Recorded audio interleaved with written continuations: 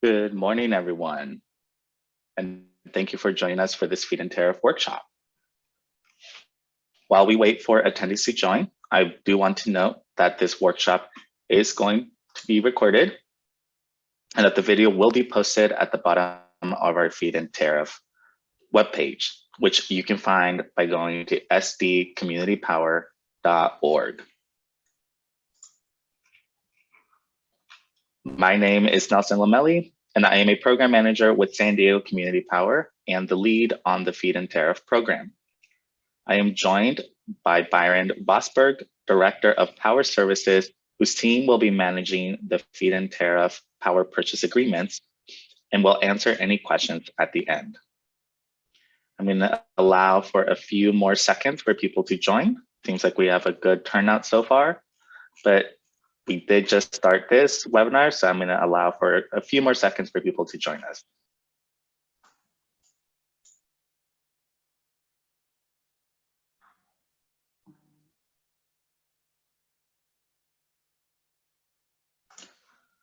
Okay, it seems like we got the majority of people to join us.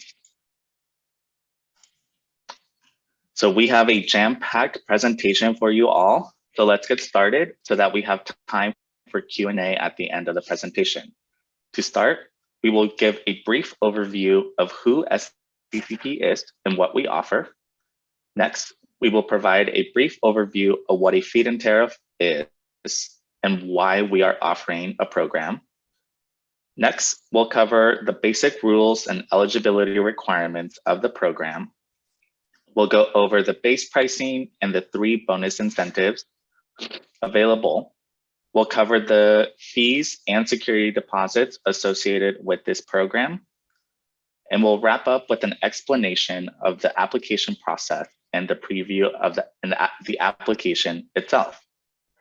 We'll use the remaining time for Q&A and end at 10 in the morning. We ask that you please type in any questions that come up during the presentation into the Q&A function of Zoom. We will address these questions first.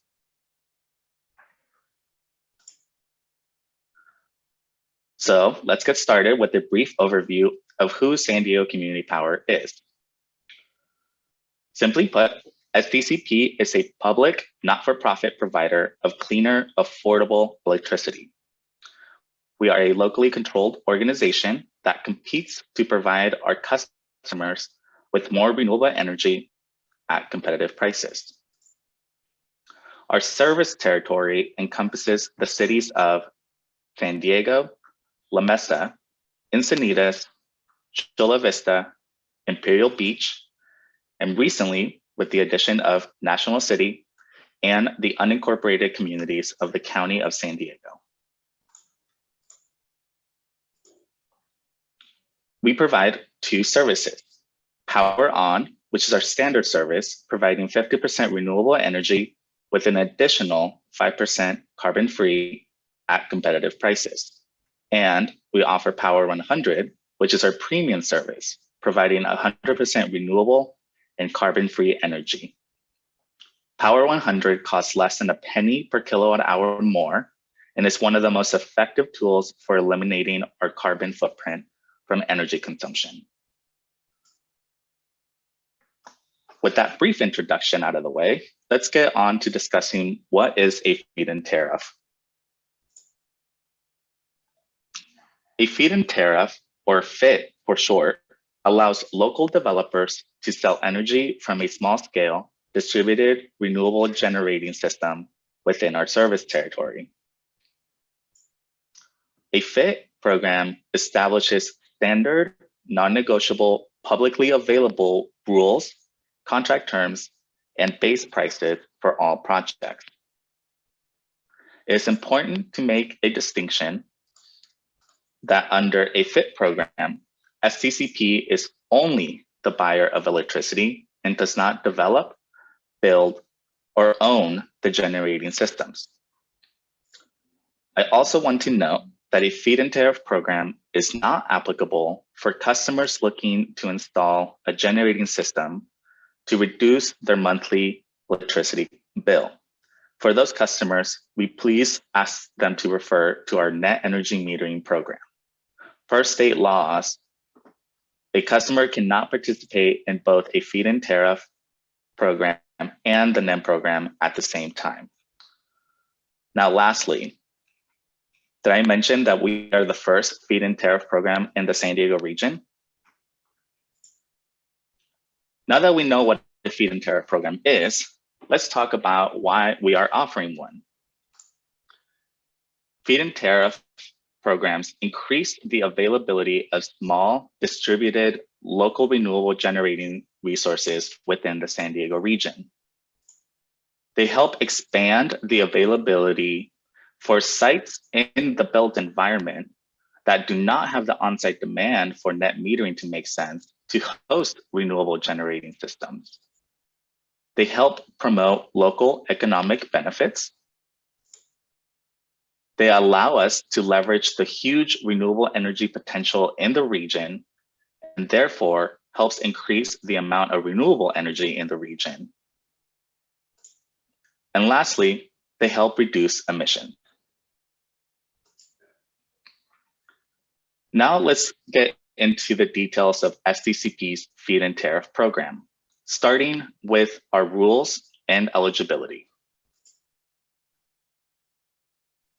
For all projects applying to SDCP's feed-in tariff program, they must be a new resource, meaning they have not produced or delivered electric energy prior to the application date. They must be smaller than 1 megawatt alternating current.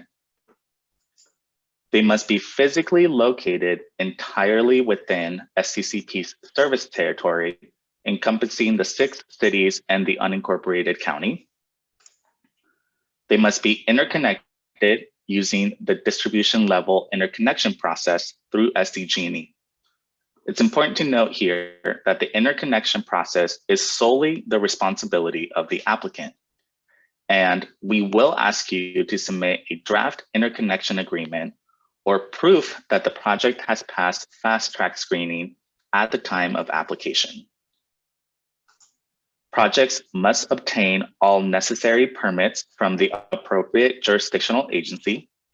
So for example, if your project is located within the boundaries of the city of San Diego, it must be permitted by the city's development services. All projects must sign SDCP's non-negotiable feed-in tariff power purchase agreement, a template of which is publicly available on our website. They must sell all electric energy and the environmental attributes, including any renewable energy certificates, to SDCP together. All projects must qualify and be certified by the California Energy Commission as an eligible renewable energy resource. Technologies of which may include, but is not limited to, biomass, biodiesel, digester gas, landfill gas, solar photovoltaic and storage, and wind, to name a few. Please refer to the latest Renewable Portfolios Standard Guidebook for a complete list of eligible technologies, a link of which can be found on our website. As part of our requirements, all contractors and subcontractors performing any work on any SDCP feed-in tariff project are required to pay at least the prevailing rate of wages as established by our inclusive and sustainable workforce policy adopted by our board of directors. Additionally, construction contractors or subcontractors are encouraged to utilize local business, local apprenticeship programs, fair compensation practices, including proper assignment of work to crafts that traditionally perform the work, and the use of a skilled and trained workforce.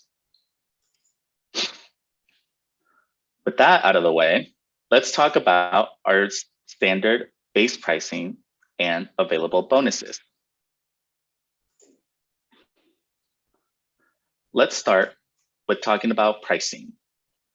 Our standard base pricing for our Feed-In Tariff program is based on a time of delivery structure. Our goal with the time of delivery pricing is to incentivize the delivery of renewable energy during peak hours and help reduce emissions. With time of delivery pricing, we want to send a clear price signal to the market to pair solar with energy storage systems like batteries. To that end, we have two time of delivery periods. We have premium hours, which are between 7 p.m. and midnight, and are paid at $120 per megawatt hour. For all other hours, meaning everything outside of the premium hour timeframe, it is paid at $60 per megawatt hour. I'm going to stop here for a little bit to help digest that.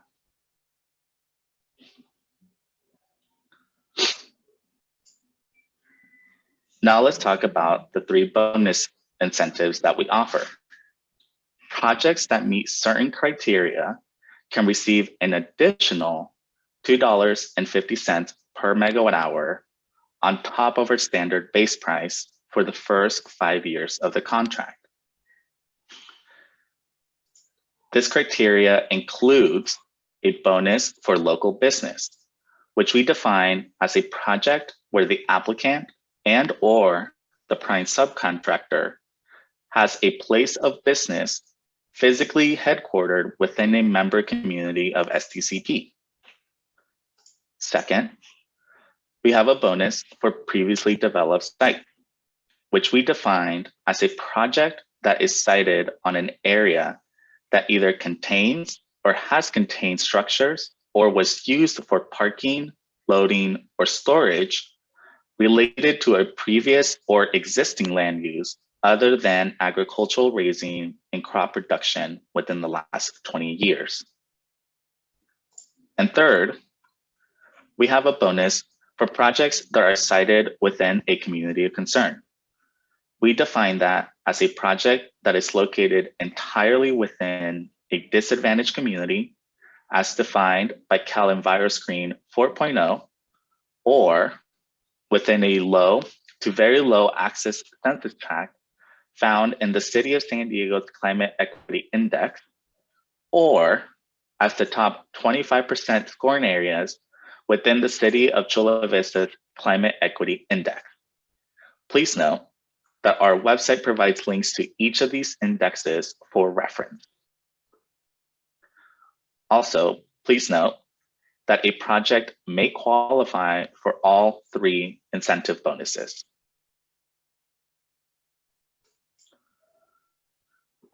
Let's continue by talking about the required fees and security deposits of this program.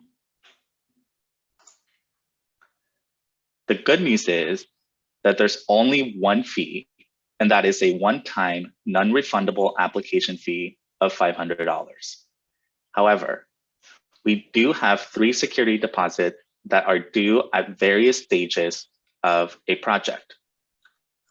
The first one is a reservation security deposit of $5 per kilowatt of proposed generator capacity. As an example, if you propose a 250 kilowatt system, your total reservation security deposit due will be $1,250. So we take the 250 times the 5, and that's how we arrive at the reservation security deposit total. The deposit is due at the time of application submittal. The deposit is retained in full by SCCP in the event that the project does not achieve commercial operation by the contracted commercial operation date. However, deposit is returned to the applicant once commercial operation is achieved on the first payment we make to the applicant. The second deposit is the development security deposit of $5 per kilowatt of proposed generated capacity. This deposit is due at the time of contract execution. It is retained in full by SCCP in the event that the project does not meet commercial operation by the contracted commercial operation date. And it is again returned to the applicant once commercial operation has been achieved on the first payment we make to you. And lastly, we have the performance security deposit of $10 per kilowatt of proposed generator capacity. This deposit is due at commercial operation date. It is retained in full by SCCP for the term of the contract, and again, is returned to the applicant once the term of the contract has been completed on the last payment. These deposits are here to help secure and protect SCCP and our customers.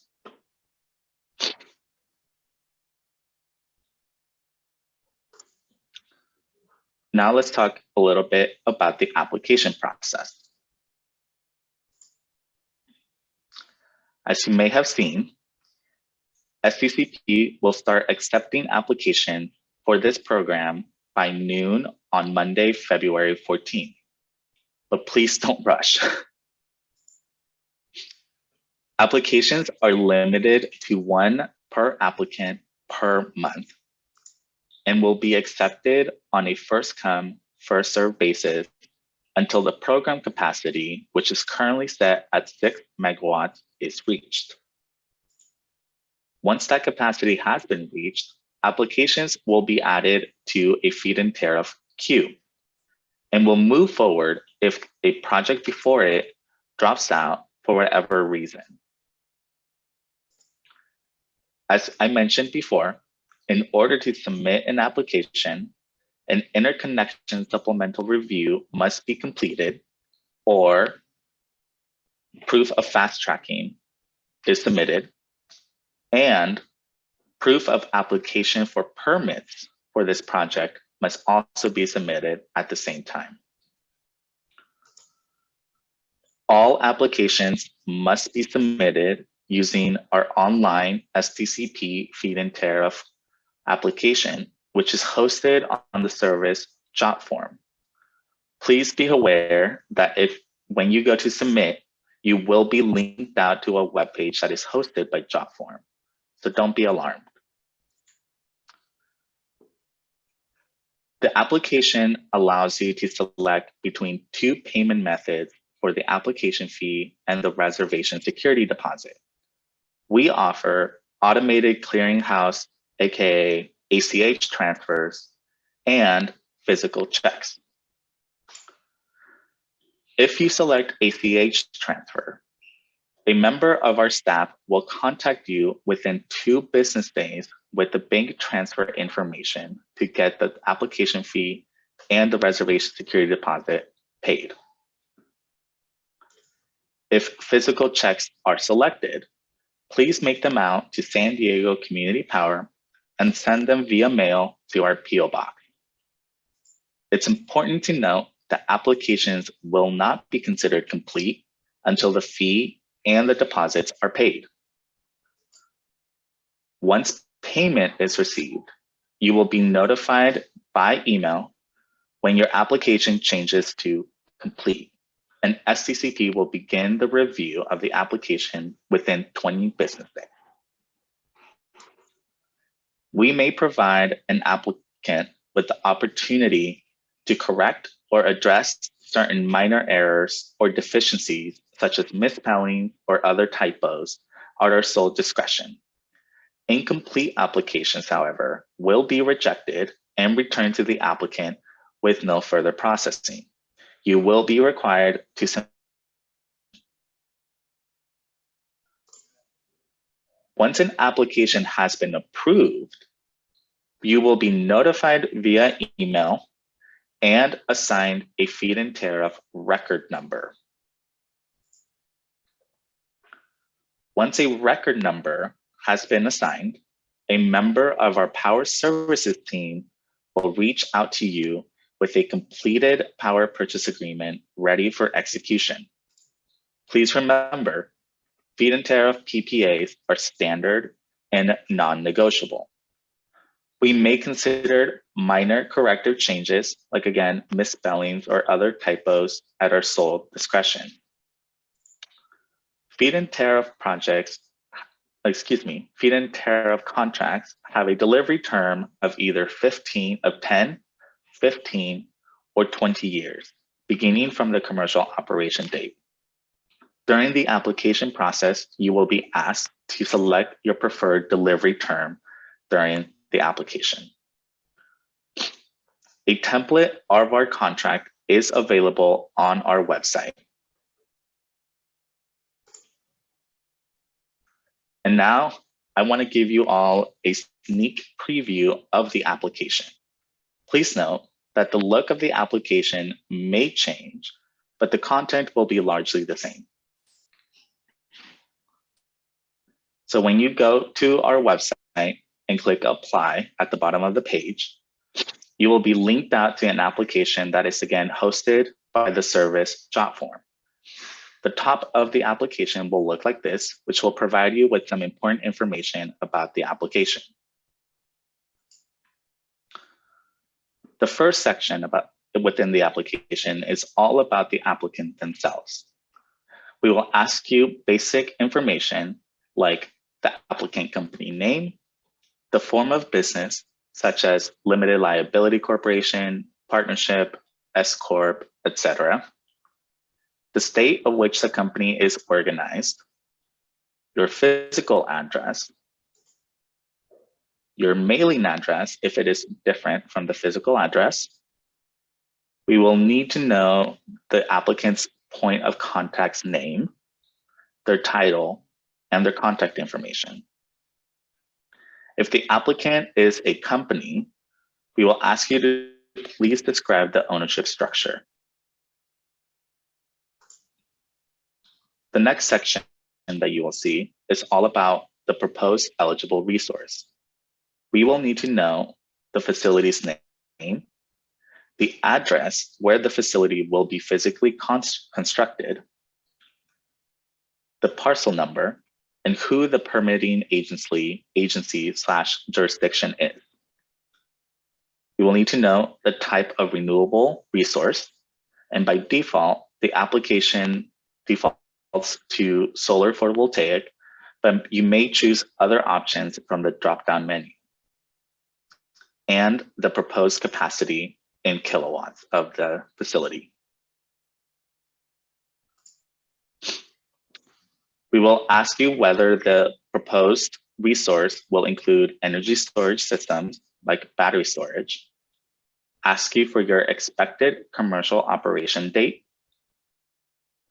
the preferred delivery term, and whether there is current SCPP/SDG&E service at the address. If you answer yes, we ask that you please provide us with the SDG&E account number associated with that service. Next, we'll ask you to please describe the site control of the project, such as if you're leasing the site or have direct ownership, etc. We ask that you please upload evidence of site control throughout the delivery term of the contract. We will ask you to briefly describe the intended financing plan for the proposed facility and ask for an expected annual output of the facility in kilowatt hours.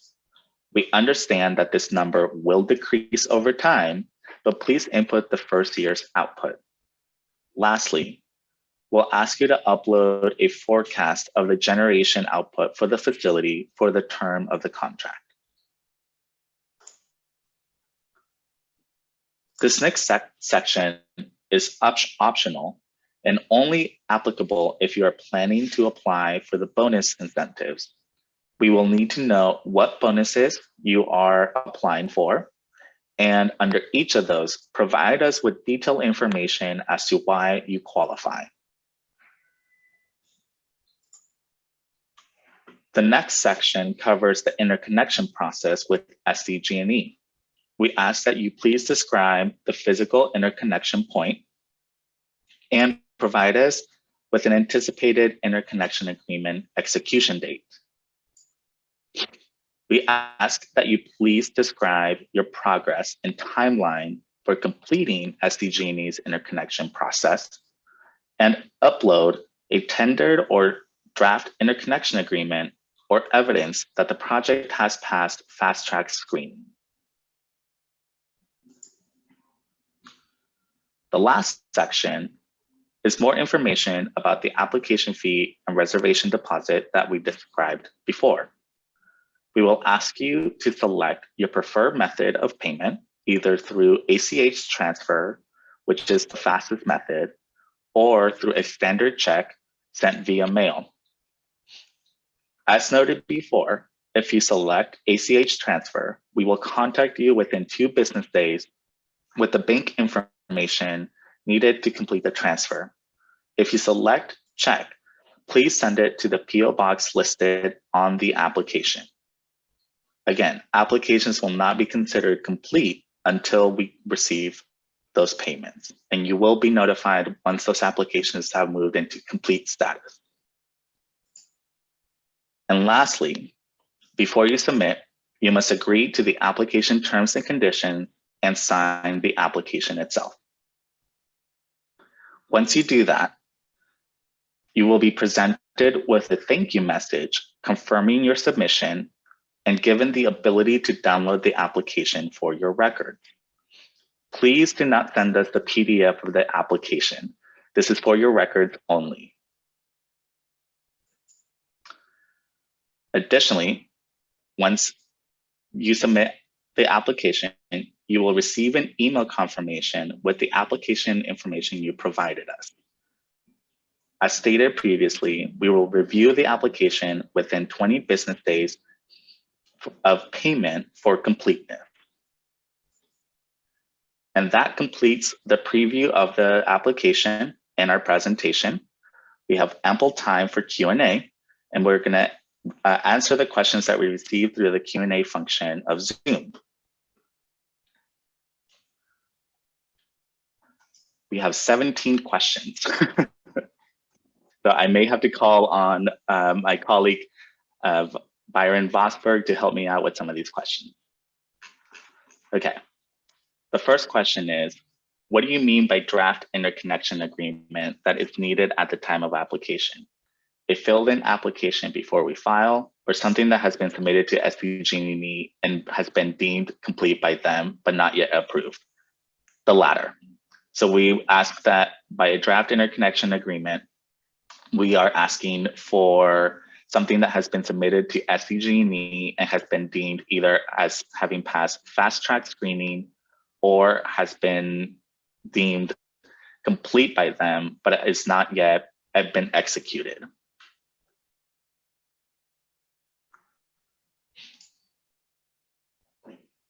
Let's see, next question. If you currently have Rooftop Solar and NEM through SDG&E, can you opt for FIT through SCPP instead of NEM? No. You will have to end your net energy metering agreement. Actually, you cannot, because the Rooftop Solar has already been generating energy at this point and is therefore excluded from the program. I will say, though, one question that we get quite often is, can you do a feed-in tariff and a NEM system all at the same time? And while you can't do them combined as one system, the possibility does exist for you to install a separate meter in a separate service point and have one be for NEM and one be for the feed-in tariff program.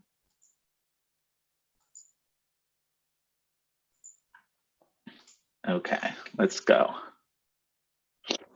Is the feed-in tariff PPA the same for solar or solar combined with storage?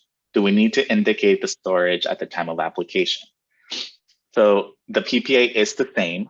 You can see a template of the PPA on our website. There are various elements in there for applications or projects that have storage combined with solar, you will need to indicate on the application if you are proposing to include storage with it.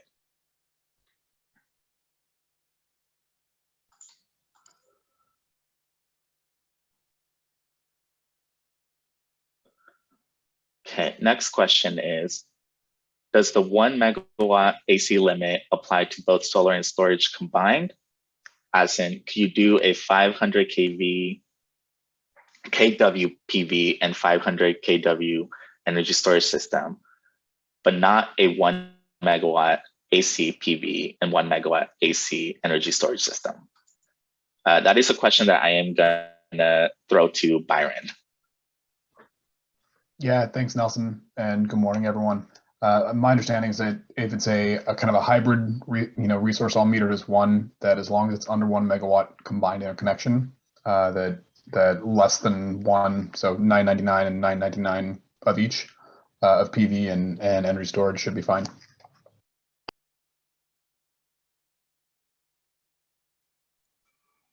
Thanks, Byron. So we have another question. Do you need permit applications to be filed with the county at the time of application? So I want to answer yes, in the sense of we need permits to be filed with the appropriate jurisdictional agency at the time of application. So if your project is being developed in the unincorporated communities of the county, then the appropriate jurisdictional agency would be the county themselves. However, if the project is being developed within any of the city boundaries of any of our member cities, the permit applications need to be filed within that member city. I hope that answers your question. Next one is, do you plan to add additional capacity beyond 6 megawatts in the future? The answer is potentially, and that means with that, we mean that the ability to expand the program is dependent on the success of this program and also on our board approving an expansion beyond the 6 megawatts in the future. So the possibility does exist.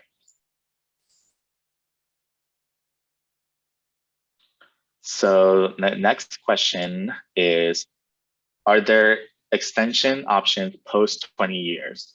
What is the megawatt capacity for the program? So I'll answer the last one and ask Byron to step in for the first one. So the megawatt capacity for this program is a total program capacity of 6 megawatts, which with projects not to exceed 1 megawatt AC. Byron, are there extension options post 20 years? As currently written, the PPA has options for the developer to choose 10, 15, or 20 years, and there's no contemplation of extensions at this point. Thanks, Byron.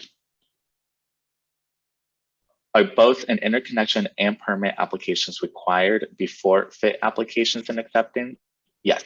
So we ask that either a draft interconnection agreement, one that hasn't been completely executed, or and proof that permits have been filed are required before you can submit an application and it's accepted and marked as approved. Byron, this next question is for you. Does SCP own the RA as well? Yeah, great question. We'll have to see what RA these facilities qualify for. The expectation is that any RA these projects are eligible for would be SDCPs.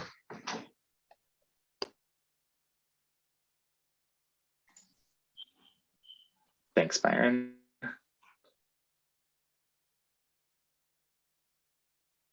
A clarifying question around if projects can receive 3 times the bonus incentive if they meet each of the bonus criteria. So no, so I guess the best way to answer that is if you meet all 3 of the bonus criteria, you get $2.50 per megawatt hour each. So it would be 3 times $2.50 per megawatt hour each. That's only if you qualify for all three. If you qualify for two, then you would only get the two, and if you qualify for one, then of course you'd only get the $2.50.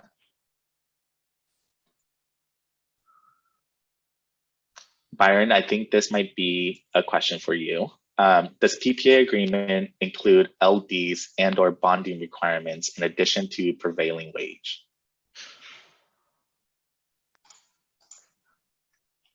Great question, Nelson. We may have to follow up on that one. I'm not sure I fully understand the question. Okay. Next one for you is, what is the desired duration for energy storage? 4 hours, 2 hours, longer? And we don't specify that explicitly. I think this is up to the developer to design as they see fit. I think the pricing, the tiered pricing into the evening hours and overnight, well, at least up until midnight, should allow developers to kind of design their own system and optimize around those tiered prices as they see fit. Thanks, Byron. Another clarifying question, and I don't know if you've answered this before, but can you please confirm that solar plus energy storage projects together cannot exceed 1 megawatt? Furthermore, can an applicant apply for 1 megawatt AC and 1 megawatt storage co-located? Yeah, so part of that seems similar to the previous question. So total interconnection needs to be under 1 megawatt. Co-located resources are not eligible. It needs to be one combined or hybrid facility. Co-located facilities would be two different ones. So the renewable side of it would be allowable, but a standalone storage co-located is not going to be eligible as it's not a renewable resource. Thanks, Byron. Emily, your question around renewable energy systems located in tribal reservations within SD County, we will need to take that question back because the tribal reservations are considered autonomous lands. We will need to check in with those on a case-by-case basis. So sorry, I don't have a clear answer for you right now. Next question is SDCP able to weigh in on projects as they move through the permitting process in their respective jurisdiction? That is a good question, and I don't know the answer to this right now. I think that would be, we would need to check back with our team to get you an answer for that, and we'll post that online.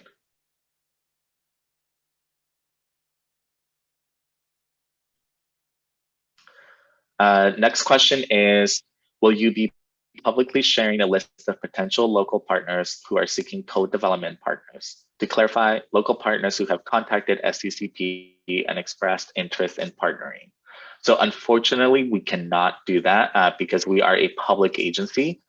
So we are therefore not able to recommend or publish a list of potential local partners. So unfortunately, no.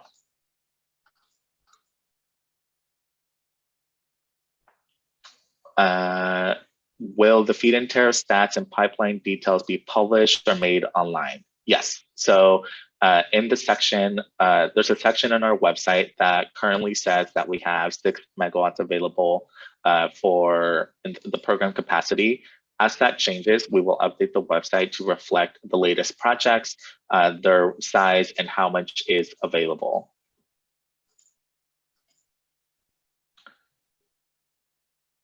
Let me see, next question.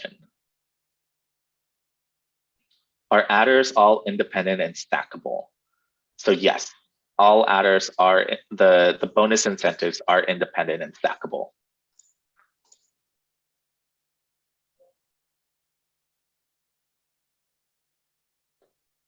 Let's see. Byron, this might be a question for you. For a hybrid solar and storage project, can the storage be charged from the grid?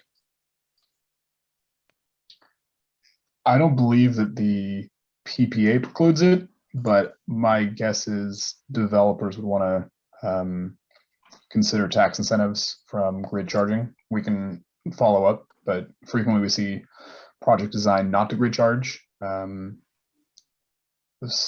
that, and again, not a tax advisor or an attorney here, but so that the ITC can be applied to both the solar and the storage, but that's typically not allowed if you're grid charging the storage. So that's kind of on the developer to run the numbers themselves. I don't believe it's precluded in the PPA itself.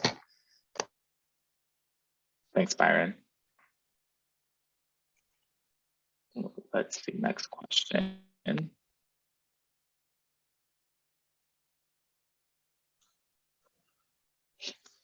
Sorry, a lot of the questions are repeat, so I'm trying to get to ones that are not. Okay, so the next question I see here is, does standalone storage qualify? Byron? Yeah, as contemplated here, this is for renewable resources. So hybrid resources with storage and renewables are eligible, but standalone resources at this point are not. Standalone storage, sorry. Thanks, Byron. The next question I see are all KWHs paid at the higher time of delivery discharge rate when the component is satisfied? So the way that we have structured our time of delivery rate is that all kilowatt hours that are exported or delivered during the 7 to midnight timeframe are paid at that higher time of use delivery price. Anything, all KWHs exported or delivered outside of that premium hour timeframe are paid at our base, which is $60 a megawatt hour. Next question is, will this presentation slide deck be provided to participants thereafter? Yes, so the webinar is also being recorded and will be posted on our website along with a PDF of the presentation.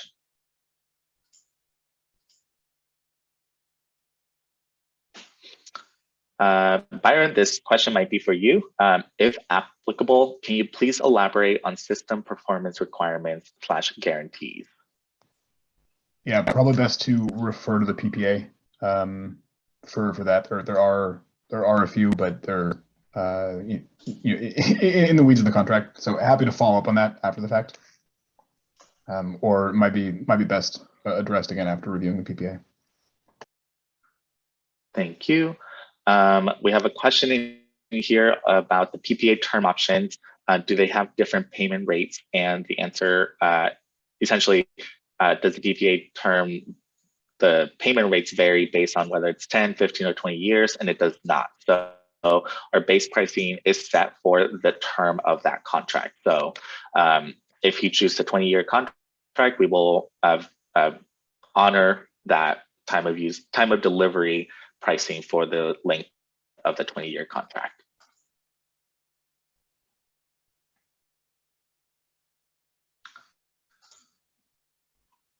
Next question that I see in here is SDCP considering higher price surge per megawatt hour provided during a KISO or SDG flex alert?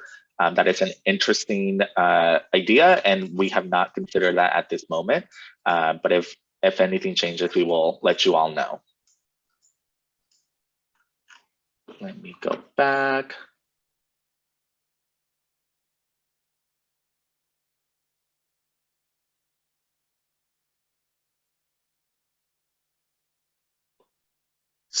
So there's a question in here about the local business incentive.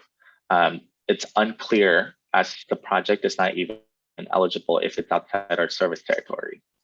So what ends up happening, so for the local business incentive, what our goal with that incentive is to encourage local developers or subcontractors that have a that are headquartered within one of our member jurisdictions to submit an application and qualify for that local business incentive, even if that project is not within the city that they are headquartered in. So let's say a project is being developed in the unincorporated area of the county, but the developer is or subcontractor is headquartered in, say, the city of National City.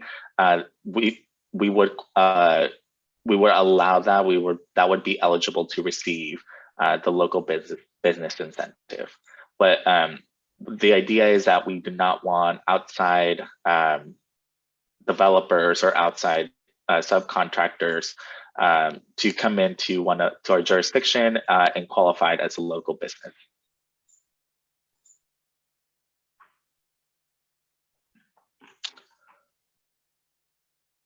So we have a question in here on providing more detail about the definition of previously developed sites.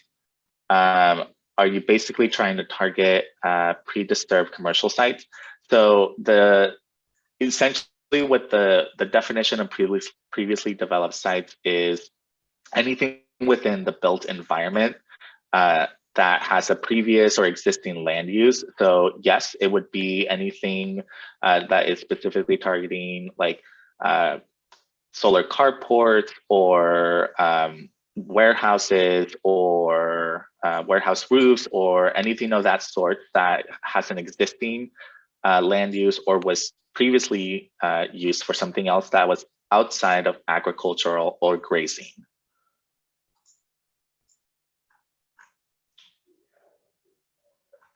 And let's see if any new questions have come in. Can project developers keep any SCHIP received for the storage? That is an interesting question, Byron. Do you know? I don't know. Top I don't of mind. think so. Yeah, and I'm not sure whether whether they qualify or not. Yeah. We'll have to follow up. Okay.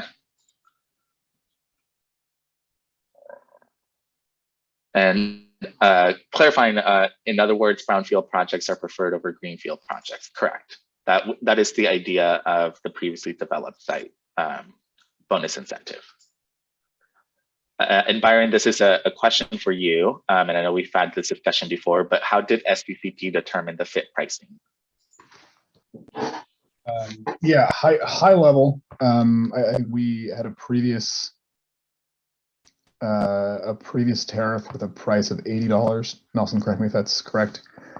So we wanted to maintain the intent of that program, but again, modify to incentivize deliveries when kind of we have the most carbon intensive grid to incentivize deliveries during the during this evening period and shift delivery, especially solar deliveries, to shift into the evening from the middle of the day.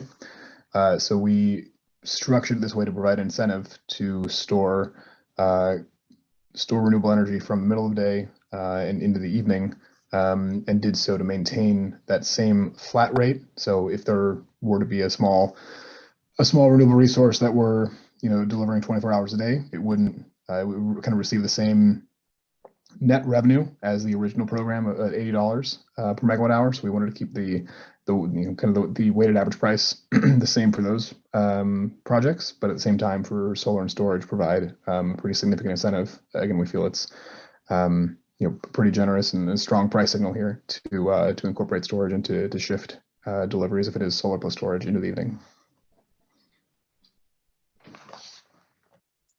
Thanks, Byron. We have one question. What is the max system size for this program? It is 1 megawatt AC. Do projects that have, can you propose multiple projects of 1 megawatt? Yes. Again, there is that requirement of one application per unique applicant per calendar month. So if you have a site that can host, let's say, 2 megawatts, you are allowed to submit 2 different applications for that a month apart.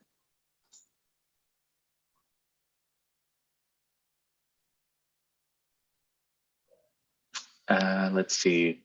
Other question around the company headquartered outside of our service territory, but developing a project in an unincorporated area qualify? So no, it would not qualify for the local business incentive.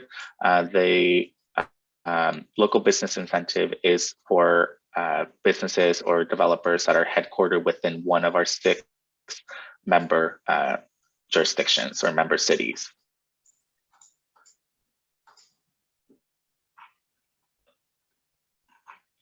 Okay, we keep getting more questions. Can you repeat our service territory? So we cover the cities of San Diego, Chula Vista, Encinitas, La Mesa, National City, Imperial Beach, and the unincorporated counties of, or excuse me, the unincorporated communities of the County of San Diego.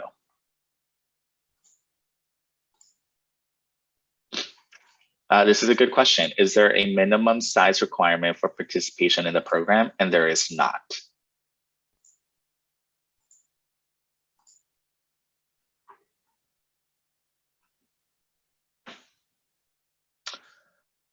Yes, we will. Sorry, there's a question here about posting the current running capacity limit. And yes, we will be posting that on our website.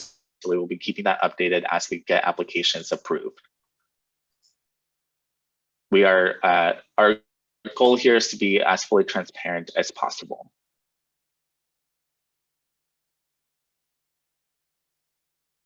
Can an applicant be a special purpose entity? So an applicant can be a limited liability corporation set up specifically for this project, if that is where the question is going.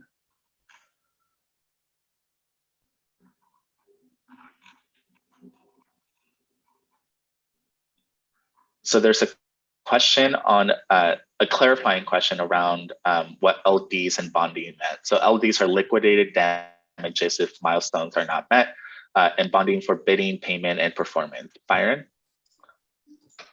Yeah, happy to take that. So again, through the, I think the application at least, or in the PPA, there are securities to be posted throughout the contract, I guess, development period, and then maintained throughout the delivery period, as well as an application fee at the time of submission. So yes, there are a number of different, I guess, financial commitments that are kind of stepped up over time.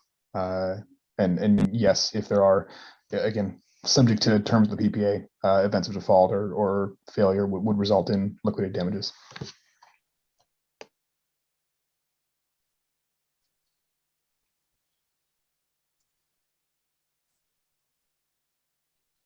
And I'm trying to see if there are any other questions in here that we have not covered.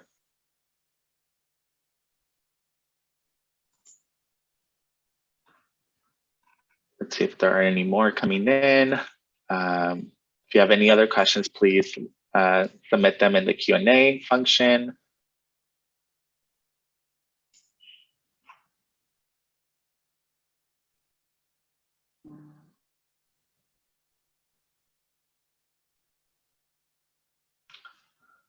Okay, so there's a question in here. Has SDG&E provided recommendations on location/substation proximities that they have indicated a preference for SCPP to add capacity to? If so, could a location pricing incentive be tied to such locations? That would be fantastic. In order for us to add such a pricing incentive, we would need to take the project back to our board of directors, or excuse me, the Feed-In Tariff program back to our board of directors for approval of updates. But that is definitely something that would be great to do, but nothing as of this moment.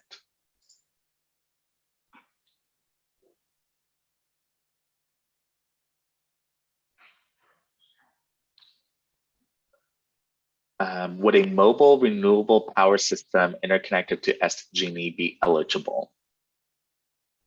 Not entirely clear on what a renewable power system would be, but as long as they're interconnected to SDG&E, they have the proper interconnection agreements and have the proper permits from the jurisdictional agency, we would consider.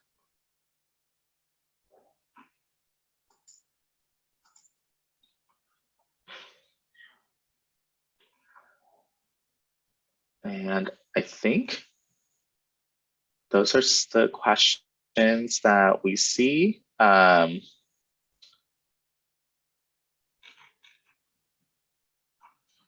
Let's see if there's anything that's come in since then.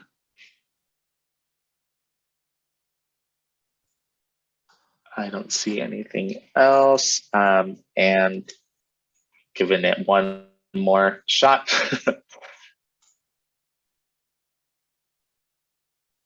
Okay, well, with that, I want to thank everyone for joining us this morning. This workshop was recorded and will be available to view anytime on our website, along with the presentation deck available as a PDF. As a reminder, applications open next Monday, February 14th, but again, there is no mad rush to submit everything at once. I also want to include a shameless plug to follow us on our social media channels, which you can see below off to the side. We hope to see an application from you soon. Thank you and have a good rest of your day.